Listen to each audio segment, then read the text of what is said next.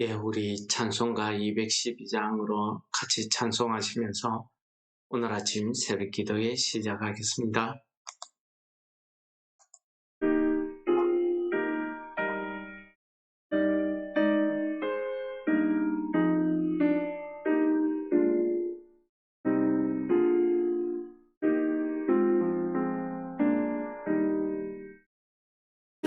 겸손히 주를 섬길 때 외로운 일이 많으나 구주여 내게 힘 주사 잘 감당하게 하소서. 인자한 말을 가지고 사람을 감화시키며 갈 길을 잃은 무리를 잘 인도하게 하소서.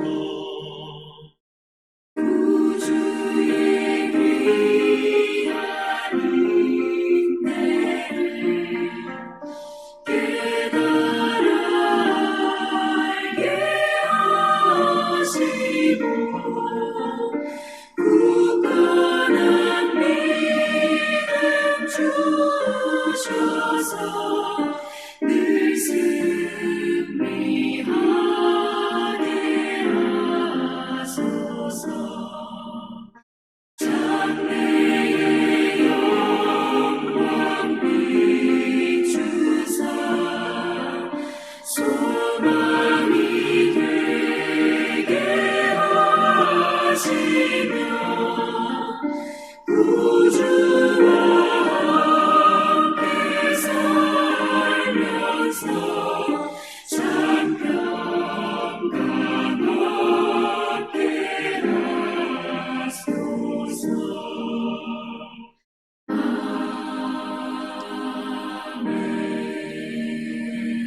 아멘.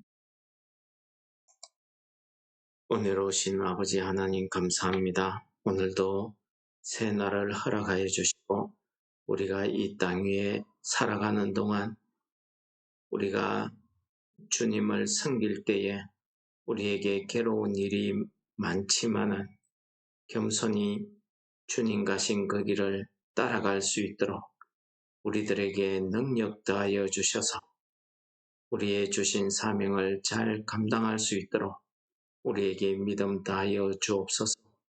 예수님 이름으로 감사 기도드립니다. 아멘. 예, 오늘 말씀은 욥기서 29장입니다. 남은 8절에서 25절 말씀을 읽고 은혜를 나누도록 하겠습니다.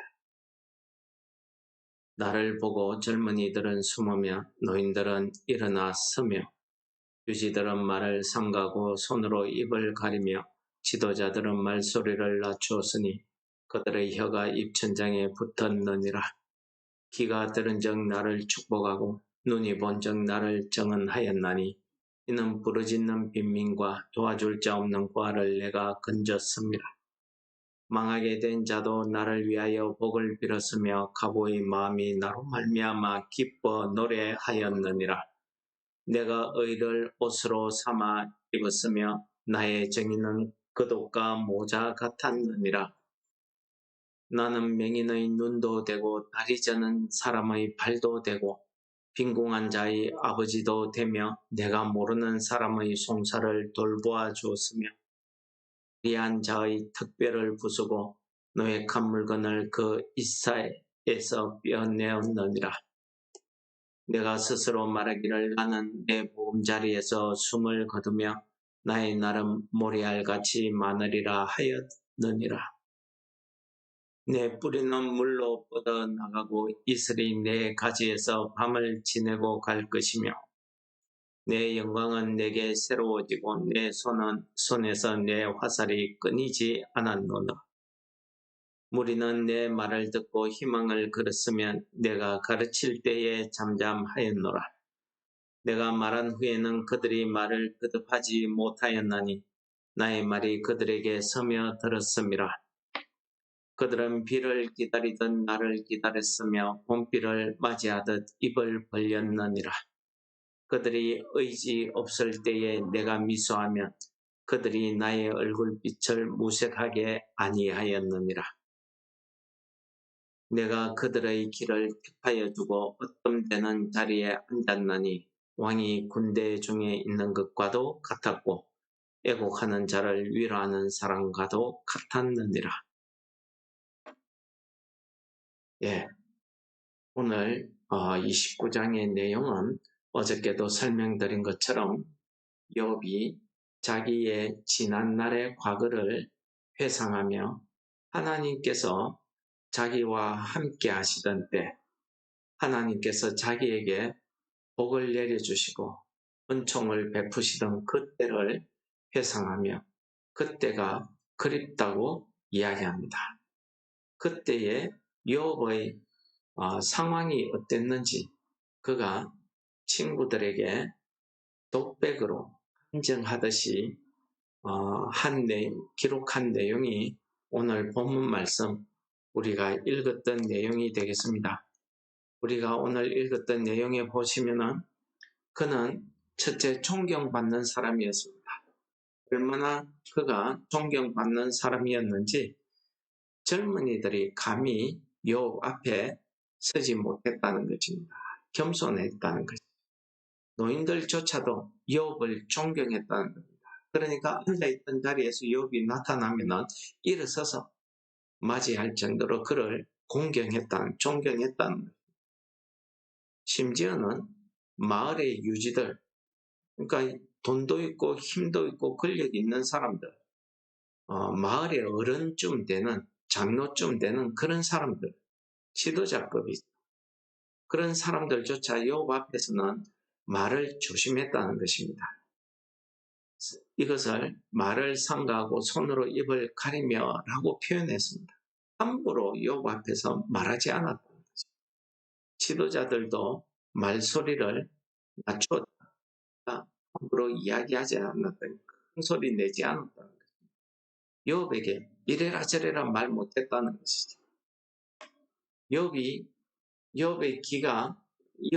귀에 들리는 소리는 전부 욥을 축복하는 소리였고 욥의 눈이 보는 것은 전부 욥이 어떤 사람인가를 눈으로 볼 수 있게 해주는 그런 일상이었다 라고 그가 회상하고 있습니다. 좀 더 구체적으로 그는 많은 사람들을 도와주는 사람이었습니다. 이웃 사랑을 실천했죠. 그는 이웃에게 존경받는 자이면서 두 번째로 이웃 사랑을 실천했습니다. 그가 얼마나 이웃 사랑을 실천했는지 부러지는 인민과 도와줄 자 없는 고아를 자기가 도와줬다, 건졌다라고 표현합니다. 심지어 얼마나 이웃 사랑을 실천하고 그런 사람들을 도와줬는지 망하게 된 사람, 패한 사람도 욥을 축복할 정도로 또 가부의 마음이 욥을 인해서 기뻐 노래할 정도로 욥이 그들을 진심으로 도왔다는 것입니다. 오늘 본문에 나오는 고아, 가부, 망하게 된 자 무엇입니까? 한마디로 이 사회에서 의지할 것 없고 도움받을 것 없는 사회적 약자들을 이야기합니다. 보통 우리는 이런 사람들을 외면하기 쉽죠. 큰 교회에서 이런 사람들이 큰 교회에 출석하려고 하면은요, 쉽지 않습니다. 저 뒷자리에 앉게 한다든지 함부로 큰 교회는 들어가지도 못할 겁니다. 이런 사람들은.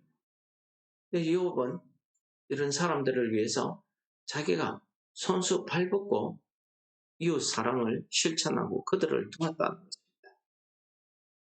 그래서 그는 정의, 공의를 옷으로 삼아 입었다. 그의 삶 자체가 어려웠다. 그것이. 그는 정의를 그옷같이, 모자같이. 그러니까 욥의 모습에서 정의가 드러난다는 것입니다.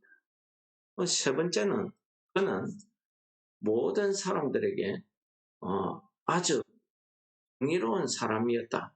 공정한 사람이었다는 것입니다. 그는 빈궁한 자의 아버지도 되고 모르는 사람의 송사도 도와줬다. 그러니까 성문 앞에서 내 자리를 만들었다 할 때에 욥은 그냥 정치적인 그런 자리가 아니었습니다. 성문 앞에 높은 자리라는 것은 재판하는 자리이기도 했습니다. 그러니까 욥이 그냥 그 성에서 그 마을에서 유명한 사람이 아니었다는 것입니다. 힘이 있는 권력이 있는 사람이었고 재판관이었다 하는 사실을 우리가 알 수 있습니다. 그래서 불의한 자의 특별을 부수고 노획한 물건을 그 이사이에서 빼냈다. 이게 뭡니까? 공의로운 재판, 공의로운 판단을, 정의로운 판단을 이야기하는 것입니다. 오늘날 우리 한국 사회에서 이러한 판결이 내려진다면 참 억울한 자, 슬픈 자들이 없을 겁니다. 그래서 욥은 자기 스스로 생각해도 참 내 보금자리, 나는 죽을 때 보금자리, 편안한 죽음, 잠자듯이 편안하게 죽는 죽음, 이거 우리나라에서 오복 중에 하나라고 하지 않습니까? 그의 날이 모래알 같다. 장수했다는 거죠. 그의 뿌리가 물로 뻗어나가고 이슬이 네 가지에서 밤을 지내고 갈 것이다. 그만큼 자기 후손들이 성성장구하고 뻗어나가고 자기의 세력이 뻗어나가는 걸 이야기해요. 자기의 영광이 날로 더해져가고 자기의 능력이 끊이지 않았다는 것입니다. 손은 능력을 이야기하지 않습니다. 그 능력의 힘을 내 화살이라고 이렇게 표현합니다.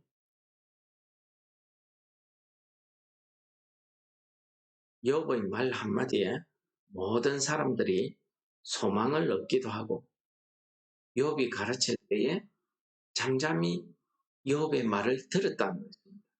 욥의 말을 듣고 나면은 청중들이 감동을 받아서 욥의 말에 대해서 가타부타 말을 하지 않았다. 욥의 말이 그들의 심령 가운데 스며들었다는 것입니다. 감동받았다. 우리 교회의 말로는 은혜 받았다는 것. 그래서 그들은 욥을 마치 봄비 기다리듯이 그렇게 소망하며 기다렸고 욥이 그들이 희망을 잃고 의지할 수 없을 때에 욥이 웃어주기만 해도 그들이 큰 힘을 얻었다는 것입니다. 한마디로 욥은 왕같은 존재였고 재판관이었고 정의의 사자였고 이웃 사랑하기를 몸소 실천하는 사람이었습니다. 오늘 우리는 욥의 이 간증을 들으면서 욥이 과연 어떠한 삶을 살았는지 우리 눈에 정말 그림같이 선하게 보입니다. 그런데 이 욥이 왜 이런 이야기를 하게 됐을지 지금 욥은 고통 가운데 있습니다. 그러다 보니 그 영광을 되새기고 하는 거죠. 욥은 한마디로 자기가 어떠한 삶을 살았다는 것을 지금 친구들 앞에 많은 독자들 앞에 자기의 간증, 자기의 자랑을 하기 시작하는 겁니다. 내가 이런 사람이었다는 것입니다.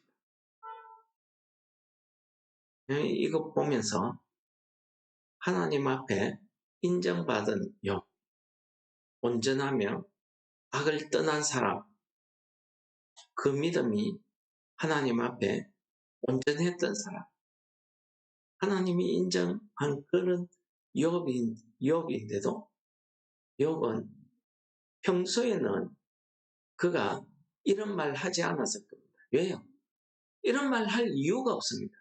모든 사람들이 그를 왕같이 바라보고 욥이 나타나서 웃기만 해도 위로가 되고 욥이 자기에게 나타나기만 하면 도움받을 걸 알았거든요. 욥의 말은 정말 가마 감동을 지켜서 심령에 스며듭니다. 힘없는 자가 힘을 얻는 그런 정도였습니다. 욥이 얼마나 정의로운 사람이었고 사랑이 넘치는 사람이었습니까? 그는 맹인의 눈이 되기도 하고 다리 저는 자의 다리가 되기도 하고 의지할 곳 없는 자들의 고아의 아버지가 되기도 했습니다. 사랑의 실천이 존경받는 사람이었습니다.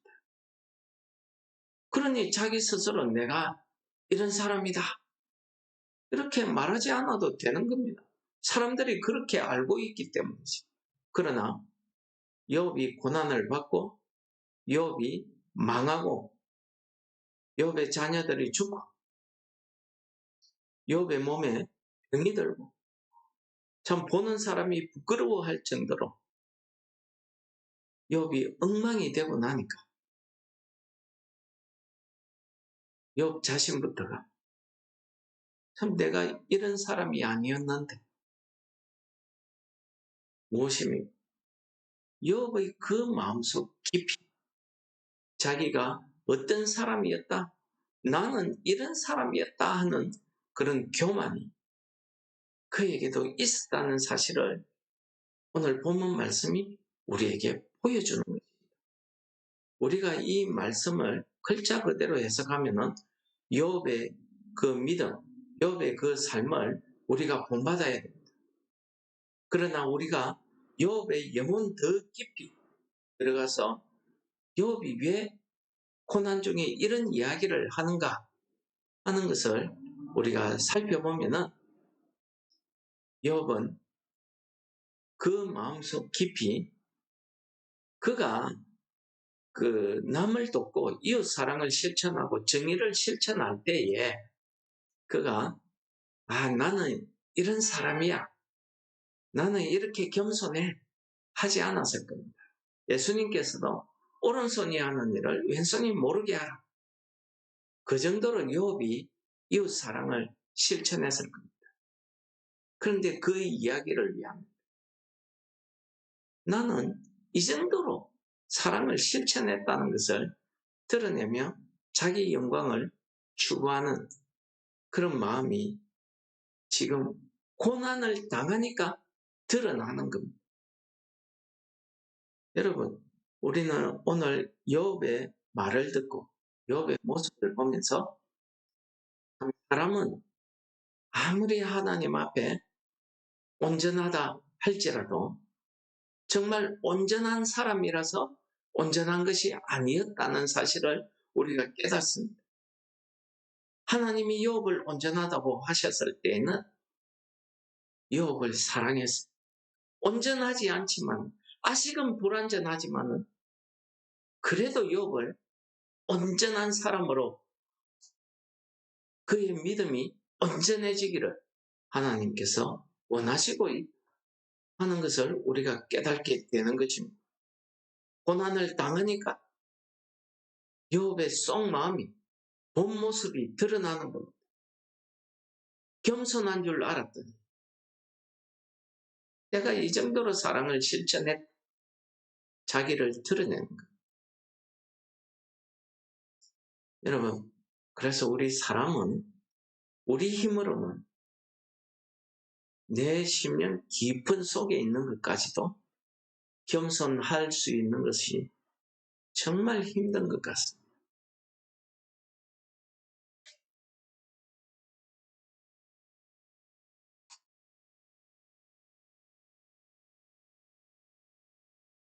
예수님께서 마태복음 11장에서 우리에게 이렇게 말씀하십니다.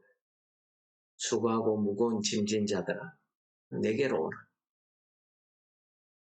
그렇게 말씀하시면서 나는 마음이 온유하고 겸손하니 나의 멍에를 메고 내게 배우라. 그러면 너희 마음이 쉼을 얻으리라. 라고 말씀합니다. 우리는 스스로가 온유하고 겸손해질 수가 없습니다. 사람은 우리 속에 죄성이기 때문에 우리가 온유하고 겸손해질 수 없다는 것을 욥을 통해서 깨닫습니다. 욥같이 정의로운 사람, 욥같이 이웃 사랑을 실천하는 사람, 욥같이 존경받는 사람, 그의 말 한마디에 온 모든 사람들이 감동을 받고 그의 얼굴빛 하나에 많은 사람들이 위로를 받는 그런 사람이 하나님이 온전하다고 칭찬한 사람이었지만은 그가 고난과 고통을 당하니 그의 심령이 드러나더라는 것입니다. 그래서 여러분 우리는 간증하는 것을 해야 되는 것 같습니다. 우리가 평소에는 욥도 평소에는 자기가 이런 말을 하지 않았을 거예요. 할 이유도 없었고 할 필요도 없었어요. 자기 스스로도 나는 정말 예수님이 말씀하신 것처럼 오른손이 하는 일을 왼손이 모를 정도로 내가 이웃 사랑을 실천했다. 거기에 만족함을 얻었을 것입니다. 정의를 실천했을 때, 고아의 아버지가 되었을 때, 모르는 사람의 송사도 자기가 맡아서 정의를 실현했을 때, 그는 지도자의 모습, 존경받는 사람의 모습으로 살았을 때에는 그는 몰랐을 겁니다. 자기 스스로도 몰랐을 겁니다. 그러나 그가 고통의 가운데 있으니 그의 본 모습이, 그의 죄된 모습이 드러나더라는 것입니다. 우리가 온유하고 겸손할 수 있는 것은 예수님께서 말씀하신 것처럼 예수님을 배워야 됩니다. 예수님을 따라 살아야 됩니다. 예수님의 그 삶, 예수님의 그 모습이 어떠했습니까? 이사야서 53장 7절에 보면은 예수님을 이렇게 표현합니다. 그는 곤욕을 당하여 괴로울 때에도 그의 입을 열지 아니하였습니다. 마치 도수장으로 끌려가는 어린 양과 털 깎는 자 앞에 잠잠한 양같이 그의 입을 열지 아니하였습니다. 그래서 여러분, 욥이 지금 왜 이런 독백을 간증을 친구들에게 할까? 친구들이 욥을 향해서 너 이렇게 하나님 앞에 벌 받는 거 보니까 너는 악인이야 하니까 욥이 얼마나 억울했습니까? 그래서 나는 무죄하다, 나는 억울하다 하는 것을 욥이 이야기하지 않았습니다. 답답한 욥의 심정은 욥은 하나님 앞에 내가 차라리 기도하겠다. 그렇습니다. 우리는 말하지 않으면 사람들이 우리를 오해합니다. 말하지 않으니까 저 봐. 저 죄인이야. 저 자기가 잘못한 게 있으니까 말 못하는 것 봐. 그렇게 쉽게 판단해버립니다. 욥의 친구들. 세상은 그렇습니다. 그래서 말 안 하면은 손해보고, 말 안 하면은 바보가 되고, 말 안 하면은 악한 사람이 되어버리는 것이 이 땅의 삶이었습니다.